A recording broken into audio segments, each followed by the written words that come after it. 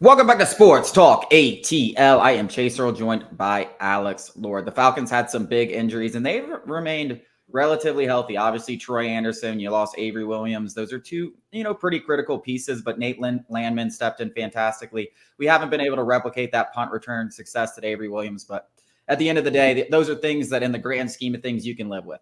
That is no longer the case as Grady Jarrett, it was reported this morning, tore his ACL in the loss to the Titans. That's a massive blow. It was definitely something that showed up on the screen. Grady Jarrett, and this is defensive tackles, unless you're like Aaron Donald or an interior defensive line that racks up 14 and a half, 15 sacks. And there's only a few of them in the entire league.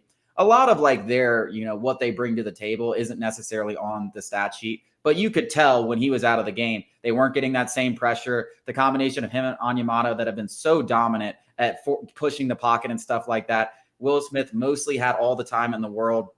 And then even from a leadership perspective, like not having that guy who's undoubtedly the heart and soul of your defense on there for the rest of the season is devastating, beyond the fact that just the guy's a great guy. He's been loyal to this thing. It just sucks to see him go down with this type of injury, especially when you talk about a guy who's been here, since even the Super Bowl run, one of the last remaining pieces still on the Falcons. And then he's been here through all these hard years, and nobody wants to win more than that guy. He's made that very clear that he's tired of losing. And the Falcons finally have a chance to potentially make the playoffs. And right in the middle of this, about to hit the second half stretch of the season, he's now lost. Yeah, absolutely devastating. You said Will Smith, meant Will Levis. I know what you meant. Terrible. Guy had a clean I'm always pocket. Thinking Braves. I'm a Braves guy.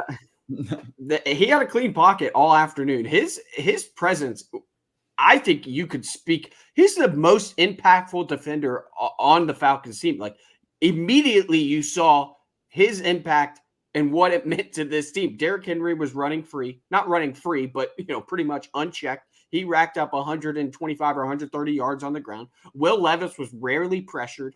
And against a bad Titans offensive line, like the Titans offensive line isn't some formidable unit. It's a very bad offensive line. We couldn't get any pressures, 2 sacks, a couple other quarterback pressures, but this Grady Jarrett loss is absolutely devastating. And I do want to mention one thing before kind of skirting to the future is that, this Falcons team has failed Grady Jarrett. And they failed a lot of great players. Julio Jones, Matt Ryan, a couple. They've absolutely failed Grady Jarrett. At least with Matt Ryan and Julio Jones, they were constantly in the playoffs. At least the heartbreaks were postseason losses, not even just they weren't top 10 picks. Grady Jarrett has had 2 playoff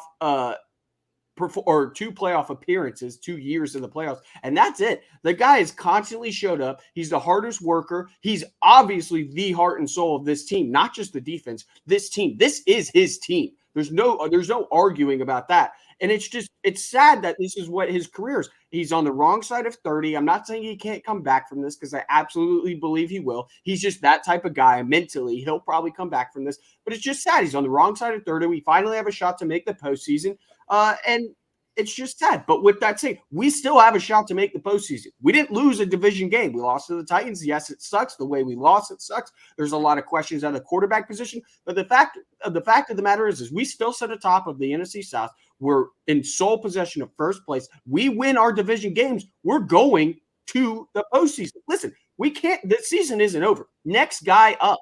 And listen, that next guy might not be on the roster right now. We could talk about that a little bit, that maybe they make a trade for a guy. But the season can't be over because Grady Jarrett tore his ACL. There's still too much to play for. We invested all this money in the offseason. I love the guy, but the season goes on.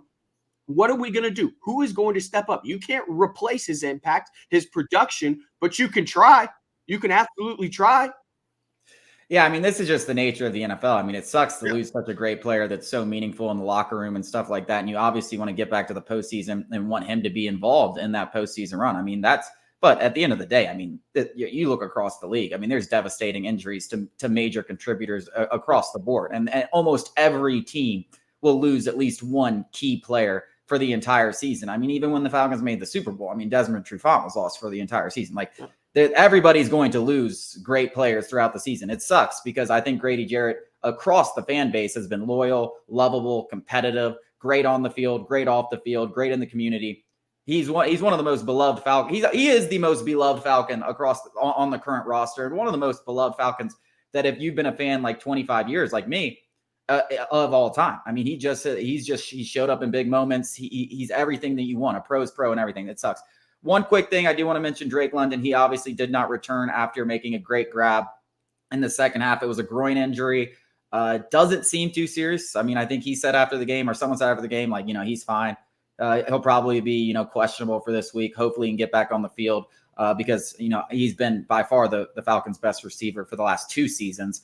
And he's, I think he's a real budding number one. So hopefully he can get back on the field. There are several other minor injuries, but the big one here is Grady Jarrett. And that actually is going to lead us into the next segment because, we've now heard rumors about Montez Sweat. The Falcons actually have an offer on the table for him. And maybe now this gives them more of an incentive to go after a guy like Sweat or even an interior defensive lineman. They're not going to replace his production, but I want to talk about that coming up after the break.